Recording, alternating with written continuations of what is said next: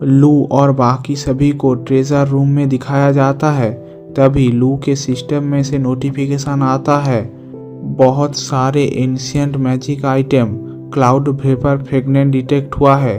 क्या आप इनमें से डिजास्टर पॉइंट को हासिल करना चाहते हैं? लू मन ही मन सोचता है, यहाँ बहुत सारे एंशिएंट मैजिक आइटम्स है। सेक्ट लीडर सॉन्ग कहता है, सेक्ट लीडर लू, आपके लिए एल्केमी रूम रेडी कर दिया गया है। आप कितने कॉन्फिडेंट हैं? लू कहता है 100%। डू पिंग कहता है, सेक्ट लीडर लू हमारे ट्रेजरी रूम को खाली नहीं करना चाहते हैं, राइट? तियान लिन सेक्ट लीडर सॉन्ग के बेटे हैं और उनका पोटेंशियल भी बहुत अच्छा है, लेकिन सिर्फ उनके लिए हम अपने ट्रेजरी रूम को खाली नहीं कर सकते। चिन लैंग गुस्से में कहता है, डू पिंग, ये सब तुम क्या बकवास कर रहे हो? डेप्यूटी सेक्ट लीडर कहते हैं, अभी बहुत सारे डिसाइपल्स की जान खतरे में है। अगर हम लोग सेक्ट लीडर के बेटे को ही नहीं बचा सके तो बाकी डिसाइपल्स को कैसे बचाएंगे? लू कहता है, मैं जानता हूँ मैं क्या कर रहा हूँ। मुझे कुछ ही आर्टिफैक्ट्स और एंटीडोट बनाने के लिए कुछ हर्ब्स चाहिए। सेक्ट लीडर सॉन्ग सर झुकाते हुए कहते हैं, ठीक है। इसके बाद हमें जुआनसुई गेट के एल्केमी चेम्बर को दिखाया जाता है, जिसके अंदर बैठकर लू एंशिएंट मैजिक आइटम्स से डिजास्टर पॉइंट हासिल कर रहा था। उसके बाद लू अपने सिस्टम को देखते हुए मन ही मन सोचता है, मैंने सारे के सारे क्लाउड वेपर फ्रेगमेंट को एब्जॉर्ब कर लिया है। मुझे 7 सेलेस्टियल स्टोन और 145 डिजास्टर पॉइंट मिला है। डिजास्टर रिफाइनमेंट सीक्रेट टेक्निक की मदद से मैं पिल्स और बॉडी को रिफाइन कर सकता हूँ। मुझे देखना है ये टेक्निक कितनी इफ़ेक्टिव होगी जब मैं इसे लेवल अप करूँगा। इसके बाद लू अपने डिजास्टर पॉइंट की मदद से डिजास्टर रिफाइनमेंट सीक्रेट टेक्निक को लेवल अप करने लगता है। इसके बाद लू के बॉडी से एक ब्लू फ्लेम निकलता है। उसके बाद लू के सिस्टम में एक नोटिफिकेशन आता है, disaster refinement secret technique level up हो गया है।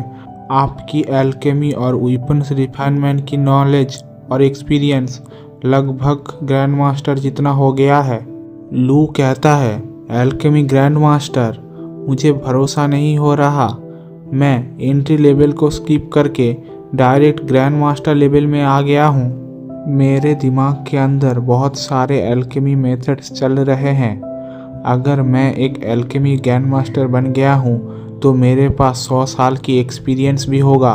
मैं अपने इस पावर के साथ आसानी से तियानलिन के लिए एंटीडोट बना सकता हूँ। लू कहता है, मेरे इस स्किल को लेवल अप करने के चक्कर में 100 डिजास्टर पॉइंट ख़त्म हो गए।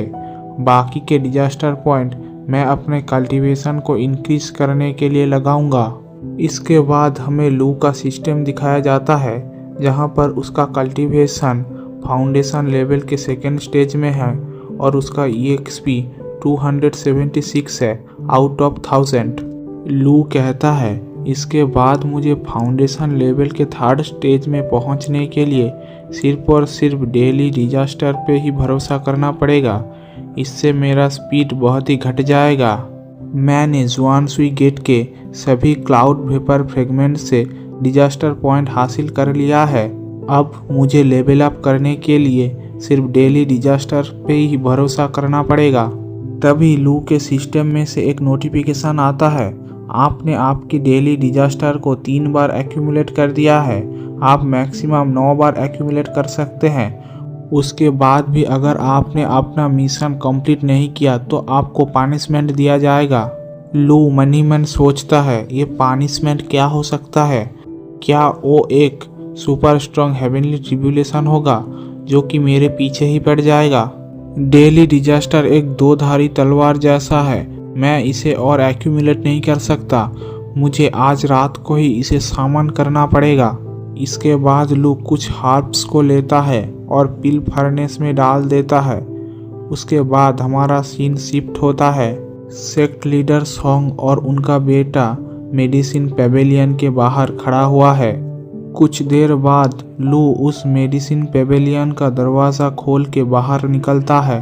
सेक्ट लीडर सॉन्ग पूछते हैं, सेक्ट लीडर लू, क्या आप रिफाइनमेंट करने में कामयाब हुए? लू कहता है, जैसे कि मैंने आपसे प्रॉमिस किया था। ये क्यूयू पिल है जो उस टेक्निक को जड़ से ख़त्म कर देगा। डूपिंग कहता है, हमें क्या पता ये मेडिसिन है या पॉइजन है। तुम क्या सोचते हो कोई भी पिल बना सकता है? हर्ब्स को कैसे भी मिला के एक गोला बनाने को पिल नहीं कहते। सेक्ट लीडर सॉन्ग कहते हैं, डूपिंग चुप रहो, किसी भी एक डिसाइपल को बुला के लाओ जिसने इस टेक्निक को प्रैक्टिस किया है, हम उसे ये पिल खिलाएंगे। डेप्यूटी सेक्ट लीडर कहते हैं, तियानलिन, सिर्फ तुम्हें पता है किस किस स्टूडेंट ने इस टेक्निक को प्रैक्टिस किया है, जल्दी से जाओ उनमें से किसी एक को बुला के लाओ। तियानलिन कहता है, नहीं, इस पिल को मैं खाऊंगा, मैंने ही इस प्रॉब्लम को जुआनसुई सेक्ट में लाया है तो मुझे ही पहले इसे टेस्ट करने दीजिए। लू कहता है, मैंने जैसा सोचा था, जियानसुई सेक्ट के सेक्ट लीडर का बेटा बहुत ही ज़्यादा रिस्पॉन्सिबल है, तो फिर तुम ही पहले इस पिल को टेस्ट करो। लू उस पिल को तियानलिन को दे देता है। तियानलिन कुछ देर के लिए उस पिल को देखता है और उसके बाद उसे खा लेता है। वो पिल तियानलिन के गले से नीचे उतरते ही तियानलिन के बॉडी पर अजीब सा पैटर्न बनने लगता है। तियानलिन अपने गले को पकड़ लेता है।